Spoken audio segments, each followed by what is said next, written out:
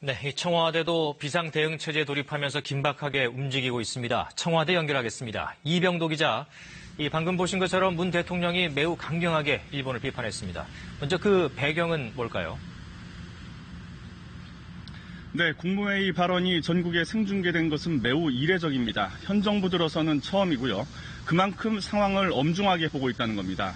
문 대통령은 지금까지 발언 중에서 최고 수위로 일본을 비판했습니다. 명백한 무역 보복이다. 앞으로 모든 책임은 일본에 있다고 경고했습니다. 세계 경제에 큰 피해를 끼치는 이기적인 민폐 행위라는 표현까지 썼습니다. 우리도 맞대응 방안이 있고 가해자인 일본이 큰소리치는 상황을 결코 좌시하지 않겠다고 했는데요. 맞대응 카드에 대해서는 일단 조금 전 홍남기 경제부총리가 발표를 했습니다. 우리도 일본을 화이트리스트에서 배제하겠다.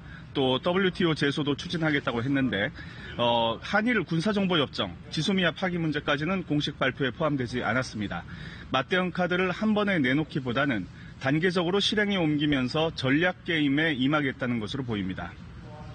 또 대통령의 말 중에는 이 대국민 메시지도 최고조에 달했는데요. 다시는 일본에 지지 않을 것이다. 우리에겐 그럴 힘이 있다고 강조하면서 국민의 위대한 힘을 믿고 정부가 앞장설 테니 함께 나가자고 했습니다.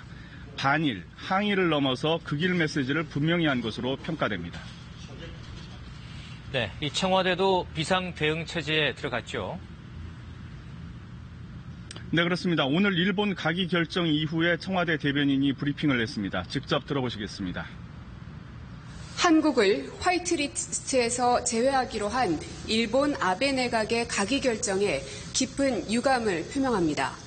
앞으로 우리 정부는 이번 일본의 부당한 조치에 대해서 단호한 자세로 대응해 나가겠습니다.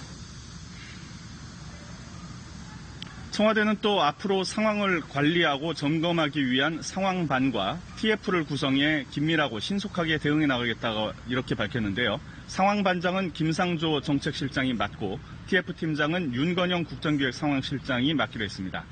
상황반은 대외적 상황과 국내 대응 정책들을 총괄, 분석, 판단하는 이런 역할을 하고요. 이를 실행하는 게 실무 TF팀이라고 합니다. 정부는 토요일인 내일도 총리 주재로 임시 국무회의를 열어서 추경안 그 예산을 세부적으로 나누는 방안을 의결할 예정입니다. 지금까지 청와대에서 전해드렸습니다.